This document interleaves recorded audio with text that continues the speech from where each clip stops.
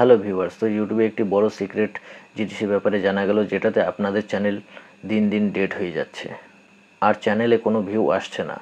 হ্যাঁ ভিউয়ার্স, এটা এখনও পর্যন্ত কেউ জানে না। এটি এখন রিসেন্ট কিছুদিন আগে লোক জানতে পেরেছে যে এইরকম করলে চ্যানেল আস্তে আস্তে ডেড হয়ে যাবে। কারণ কি আপনারা জানেন? ওয়াইটি স্টুডিও অ্যাপ্লিকেশনটি বারবার খুলেন বলে, কেউ 100 বার, কেউ 200 বার, আবার কেউ 1000 বার। কেন? কারণ ওয়াইটি স্টুডিও অ্যাপ্লিকেশনে ইউটিউবের সব অ্যানালিটিক্স চেক করা যায়।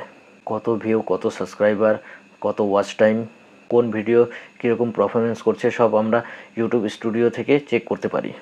তো যত ইউটিউবার আছে ইউটিউবে ভিডিও বানায়, তারা সবাই ইউটিউব ওয়াইটি স্টুডিও অ্যাপ্লিকেশনটি বারবার ওপেন করে থাকেন যে আমাদের চ্যানেল কেমন চলছে। তো বারবার ইউটিউব স্টুডিও ওপেন করার জন্য কি আমাদের চ্যানেল ডেড হয়ে যাচ্ছে? তো আমি আপনাদেরকে বলতে চাই, ইউটিউব কোনো ট্রেন্ডকে পুরোভাবে ভাইরাল করে দেন যাতে ট্রেন্ড হয়ে যায়। এখন যদি আপনারা ইউটিউব ওপেন করে থাকেন তাহলে দেখবেন এই টপিকে আপনাদের সামনে অনেক এই ধরনের ভিডিও আসছে।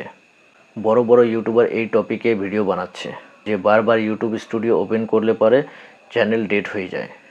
এখন আমি বলছি এই কথাটার কতটা সত্যি রয়েছে।